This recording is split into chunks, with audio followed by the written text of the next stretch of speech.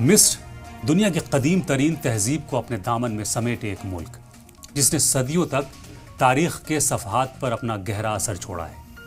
اس عظیم اور قدیم تہذیب پر حکومت کرنے والے بادشاہ کو فرعون کہا جاتا تھا۔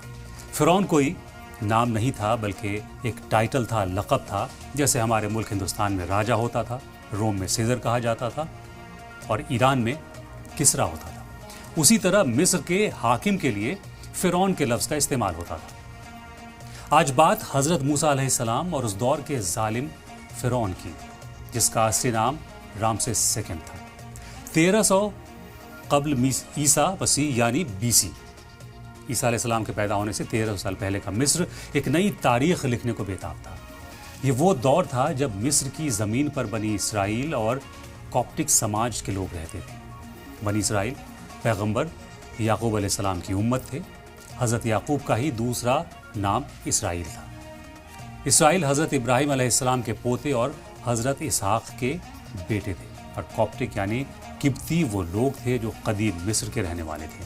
انہی میں سے ہوتے تھے مصر کے فرعون۔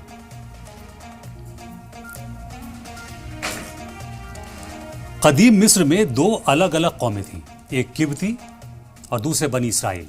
قبطی حکومت کرتے تھے اور بنی اسرائیل غلام یا رعایا کی طرح رہتے تھے مصر میں۔ فرعون یعنی رامسیس سیکنڈ بھی قبطی تھا۔ فرعون کے دل میں غرور اور طاقت کا نشہ اس قدر بڑھ چکا تھا کہ وہ خود کو خدا سمجھنے لگا تھا اور رعایا پر ظلم ڈھاتا رہتا۔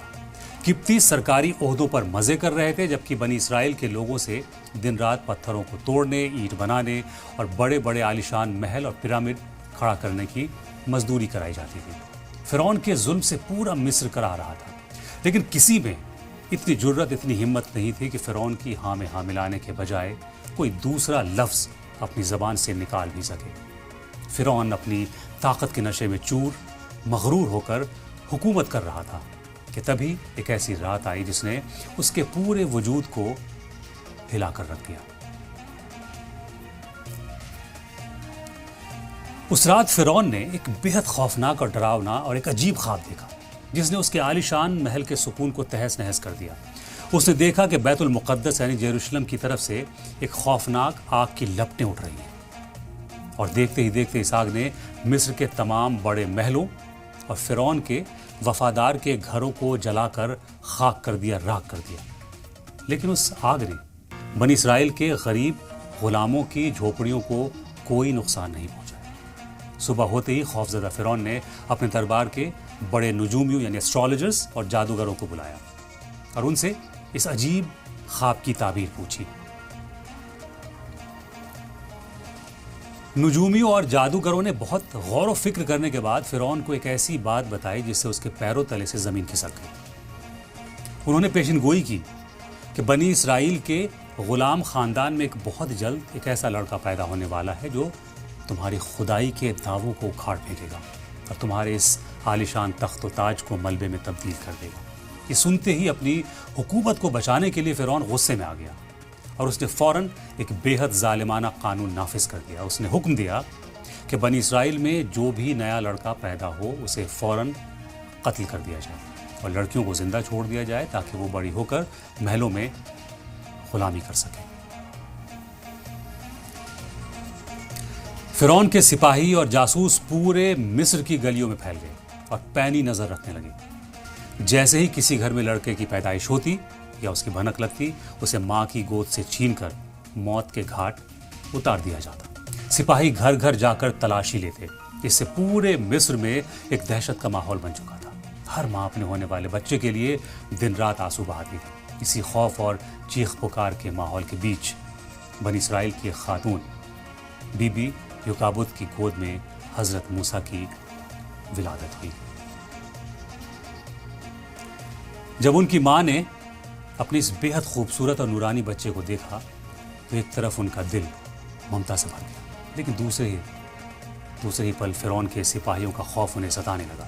تبھی اللہ نے حضرت موسیٰ کی والدہ کے دل میں ایک پوشیدہ پیغام اور حوصلہ ڈالا کہ تم بالکل مت ڈرو، دودھ پلاتی رہو، پرورش کرتی رہو، اور جب تمہیں پکڑے جانے کا خطرہ زیادہ محسوس ہو تو اسے ایک صندوق میں رکھ کر دریا کے حوالے کر دینا، دریا نیل کے حوالے کر دینا۔ اللہ نے وعدہ کیا کہ وہ اس بچے کو محفوظ رکھے گا اور اسے دوبارہ اس کی ماں کی گود میں لوٹا دے گا۔ دل میں یہ خیال آنے کے بعد ماں کے بے چین دل کو تھوڑا قرار آیا۔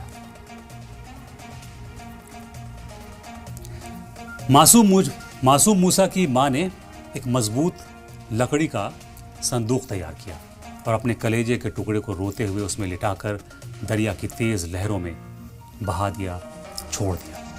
اور انہوں نے حضرت موسیٰ کی بڑی بہن سے کہا کہ تم دریا کے کنارے کنارے چھپ کر اس صندوق کا پیچھا کرو اور دیکھو کہ یہ کہاں جا کر رکتا ہے۔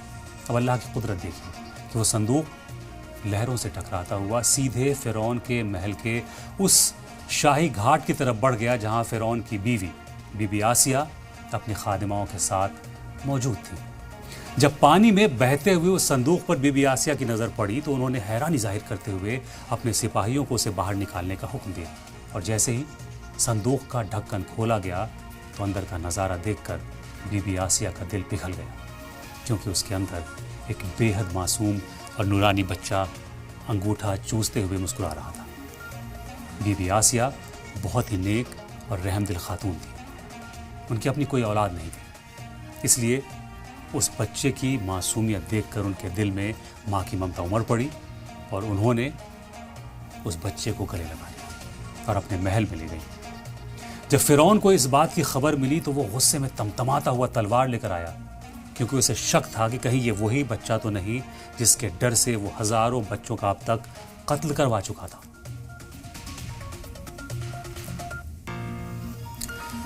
فرعون نے جیسے ہی بچے پر تلوار تاننی چاہی، بی بی آسیہ سامنے ڈھال بن گئی اور بڑے پیار اور حق سے کہا کہ اس معصوم بچے کو مت مارو، یہ تو ہماری آنکھوں کا ٹھنڈک بنے گا۔